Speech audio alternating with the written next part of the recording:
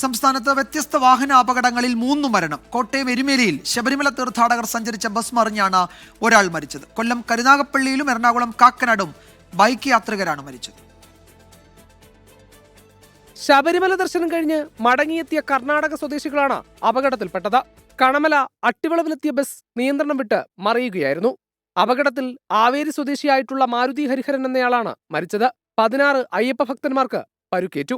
അപകടത്തെ തുടർന്ന് ഈ റൂട്ടിൽ ഏറെ നേരം ഗതാഗത തടസ്സവും ഉണ്ടായി. മണിക്കൂറുകളെടുത്താണ് വാഹനമുയർത്തിയത്. വളവിൽ ബസിന്റെ നിയന്ത്രണം നഷ്ടമായതാണ് അപകടത്തിലേക്ക് നയിച്ചത്.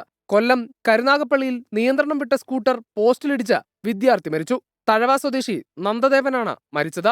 ഒപ്പമുണ്ടായിരുന്ന സുഹൃത്ത് ശ്രീനാഥന് ഗുരുതര പരിക്കേറ്റു.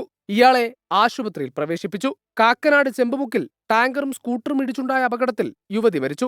മഹേശ്വരിയാണ് മരിച്ചത്.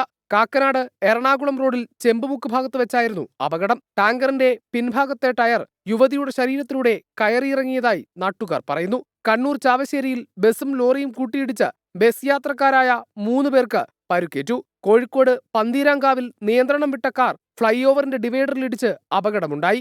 ഇടിയിൽ കാറിന്റെ മുൻവശം പൂർണ്ണമായും തകർന്നു. കാർ ഡ്രൈവർ പരിക്കേൽക്കാതെ രക്ഷപ്പെട്ടു. 24 കോട്ടയം.